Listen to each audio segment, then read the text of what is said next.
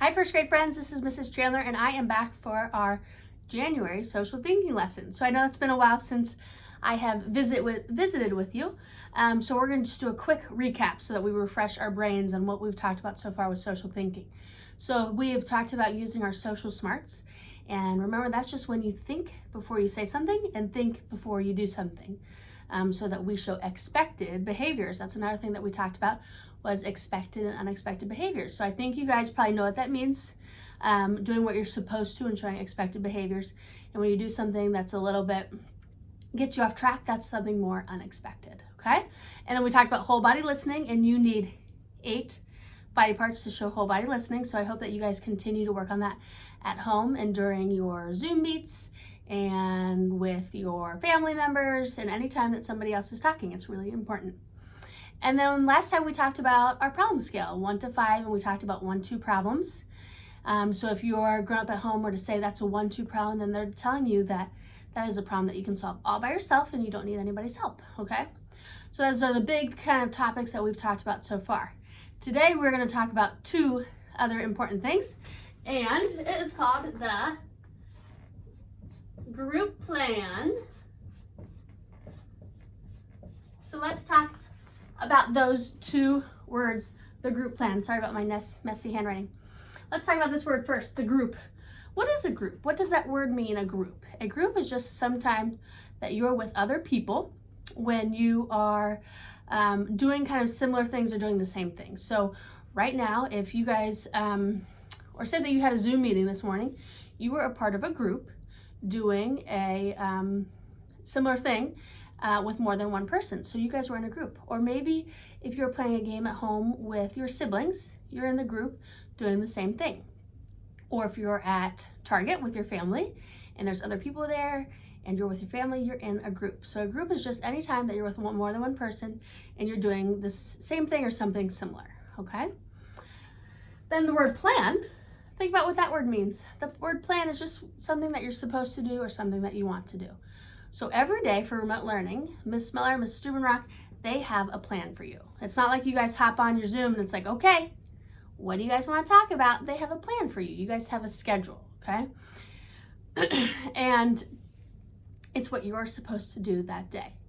Maybe on the weekends, you wake up and your mom or your dad or your grown-up has a plan for you. And they say, all right, you got to get dressed because then we're going to your soccer game, and then we're going to the grocery store, and then we're going to the bank, and then we're going to your brother's basketball game. And that's the plan. Here's the thing with group plan, is that when you are with a group of people and you have a plan to follow, and it's being told to you by a grown-up, that's when we have to follow it. Okay, a group plan by a grown-up is something that we have to follow. So if mom says, this is what's going on today, we can't really say, no thanks, Mom, I'm just gonna stay home. Or if your teacher says that this is the plan for today and I would like you to do this and this, you can't really say no to that, you gotta do it. But let's say that you are in the backyard with your neighbors and your siblings, and you're all playing a game, but then you decide, I'm kind of tired, I don't really want to play anymore. You're part of a group plan, right? You're with other people doing the same thing, but that's not something that you have to do. You kind of have a choice of whether you want to keep doing that or not. Okay, so when a group plan is being told by a grown-up, we have to do that, all right? Okay, so there are 2 things that we need to do to follow the group plan. When we follow the group plan, we show expected behaviors, and that's what we're looking for. But there are 2 things, and they start with the letter B. One is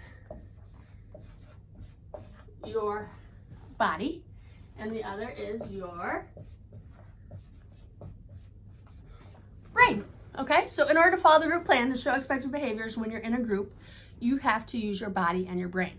Imagine that we were on a Zoom call and I was talking with you guys about something, but then I kind of left the screen and I went over to the side of my room and you couldn't see me anymore. My body isn't really in the group anymore. And so then I'm not really following the group plan. It's kind of unexpected. You might have some weird thoughts about Mrs. Chandler and where she is, right? Or if you go to Target and you sneak off to go to the toy aisle by yourself, your body is no longer in the group, so you're not following the group plan, and then we show unexpected behaviors, okay? Or if you are playing with a bunch of kids in your backyard and then you just decide to walk away and you decide that you don't want to play anymore, your body's no longer in group. That's one of those groups that you don't have to do, but it's probably a good idea to just say, hey friends, I'm gonna go back home now, or I'm gonna go play something else, okay, rather than just disappearing. Okay, so the first thing is keeping your body in the group to keep the group plan. Your body has to be physically with the other members in your group. The other one is your brain, and we talked about brain with whole body listening and how this is a really hard one because we have lots of distractions. So we think about lots during the day, and sometimes it's hard to put some of those thoughts away. So your brain, you really have to kind of train it and teach it to put some of your thoughts away for a little bit and come back to them later. Okay, so if we're on a Zoom meeting talking about, maybe you're doing a math lesson, or you're just talking about your weekend or sharing news, everyone's brain should be thinking about the same things because you're in a group. Okay, so you should all be thinking about the math lesson, or you should all be thinking about maybe what you did over the weekend to share with the group. Okay, your brain should be focused on the same thing. All right, so that is the group plan. Do you think this is always something that you want to do? No, the group plan is not always something that you want to do. An example might be, I didn't always love math. Math was hard for me and I didn't love it. But if I was in math class and we were getting ready to do an assignment, would I be able to tell my teacher, oh, I don't like math, I'm not going to do this? I don't think she would let that go. Okay, so when a group plan is being told to you by an adult, unfortunately, you don't really have a choice. You have to do it. Okay, even if you don't want to do it, you still have to work through it and you still have to do it. If you're with other kids, you kind of have that choice, okay? So that is the group plan. Very important in order to show expected behaviors. So we talk about when your brain is being distracted, right? So I was just in a lesson with some other first graders here at school, and someone had baked beans on their brain, and they were thinking about baked beans, and I don't know if they recently tried them or if they were craving them, I don't know. But they had baked beans on their brain. So during our lesson, he raised his hand and asked about baked beans and told me about baked beans. Do you guys think that was probably an appropriate time to talk about the baked beans? What do you guys think? Probably not, right? That wasn't a very appropriate time. But he had that thought in his head and he was distracted and he wanted to share it. Okay, so the next thing that we're going to talk about is when we keep things in our brain or when we say things out loud. Okay, so when we keep things in our brain, there are certain things that we need to keep in there forever, and there are certain things in there that we maybe just put aside for a while.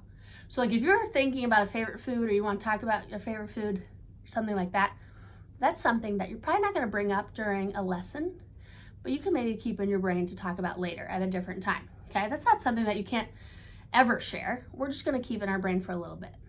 Imagine of all the thoughts that you have in one day, right? You think about things that you see and things that you think, and you have all of these thoughts. But imagine if we said everything that we thought. We would be talking and talking and talking all day long, right? That would be a lot of talking, okay? So some thoughts we just need to keep in our brain and save for later. And there are other thoughts that we never say, okay? So the thoughts that we keep in our brain are those ones that are kind of like bucket dippers. And if you're not sure what a bucket dipper is when you say things that can be hurtful to others, okay? So when we have thoughts that might be hurtful to others, those are the ones that we're going to keep in our brain. We're never going to say those ones out loud. And then we have bucket fillers. Bucket fillers are things that make people feel good, right? They make them feel good about themselves. They fill their bucket. And those are the ones that we say out loud, okay? So some thoughts we save for later, and some thoughts we keep in our brains forever. All right, so we're going to do a little game to kind of practice this with you, okay? What I want you to do is I have my own little piece of paper here. On one side, it's a brain, and on the other side, it's a speech bubble, okay? So what I would like you to do is I want you to pause me, and I want you to just draw on your own piece of paper. You can draw a brain, and then another piece of paper, a speech bubble. And then we're going to play a game, and you can come back. So pause me real quick. Draw your brain, and a speech bubble, and then come back, and we'll play a quick little game to see if you can learn the keep it in your brain or say it out loud. Ready, go. Okay, now that you guys are back, you have a picture of a brain and you have a picture of your speech bubble. We are going to do some practice, okay? So I'm going to give you an example of a thought that I might have, and you're just going to hold up, keep it in your brain, or say it out loud, okay? And then I'll hold it up just to kind of show you what I thought, all right? Okay. Why do you have holes in your clothes? That is going to be a keep it in our brain. It's okay if you notice that someone has holes in their clothes, but that's something that could be hurtful, and that's one of those bucket dippers. So we're going to keep it in our brain. Your haircut looks weird. Brain or say it out loud? Keep it in our brain. Again, if you notice that someone's haircut, you don't really like it, that's okay, but we're going to keep it in our brain, okay? It is okay to not like people's haircuts or to not like the things that they wear or certain things about them. That's okay, but it's important that we just keep it in our brain. All right. He is really annoying. That's another one that we're going to keep in our brain. Again, it's okay to maybe be frustrated by people sometimes or to think that they might be annoying. But again, that could be hurtful for them. That's going to take out of their bucket. So we're going to keep that in our brain. What about, could you give me some time alone, please? This is kind of a tricky one. Could you give me some time alone, please?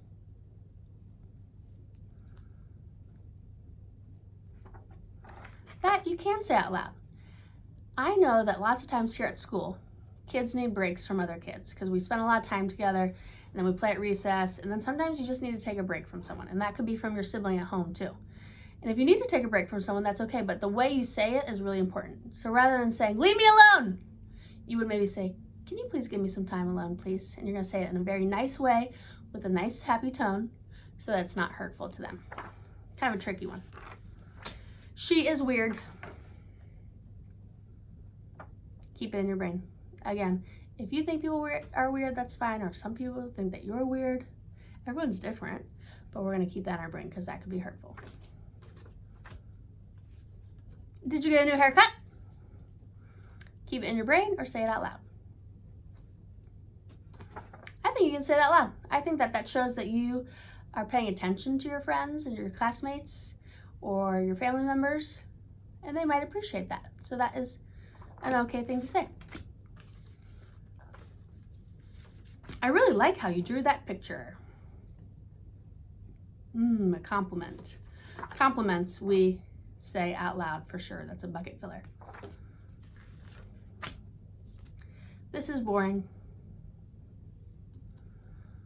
So if right now maybe you think this lesson is boring, or maybe sometimes you think the conversation at the dinner table is boring, or maybe you think a lesson that your teacher is doing is boring. It's okay if you're not totally interested in everything that people talk about, but that could still be very hurtful for someone. So we are going to keep that in our brain. All right, we've got two more.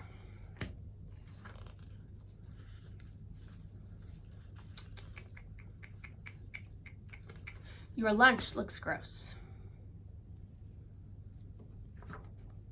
Again, it's okay if you think someone's lunch looks gross, but we are going to keep that in our brain. We don't need to say that out loud. Not important. And the last one. Hey, awesome job on that math problem. It's another compliment, so we're going to say that out loud. Okay? Good job on that, you guys. You guys rocked that. Continue to practice that at home, okay? So continue to think about the things, the thoughts that you have, and whether you should say those out loud or keep them in your brain. And then remember, there are some things that we just keep in our brain for a little bit and then say it later. So maybe something that's off topic or something that just doesn't have to do with what we're talking about, we'll say it another time that's better timing to say it, okay? So good job on that. If you guys want another little activity to do, here is a picture of some friends following the group plan. They're following the group plan. You can tell because their bodies are all in the group together, and then they're all thinking about the same thing. So my example for this would be maybe they are all doing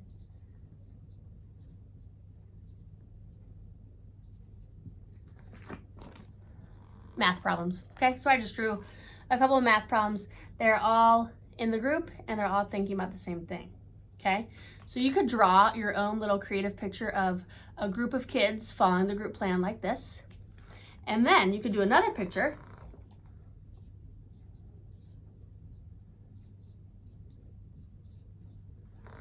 of friends not following the group plan. So for this one, again, I had the group of kids following the group plan by doing the math problems. They're in a group together, and then they're thinking about the math problems. And then over here, there's this person. Is their body in the group? Nope, their body's not in the group. And that is because they are thinking about pizza. Okay, so not only is their body not in the group, they're kind of away from everybody, but also they're thinking about something totally different. They're thinking about pizza.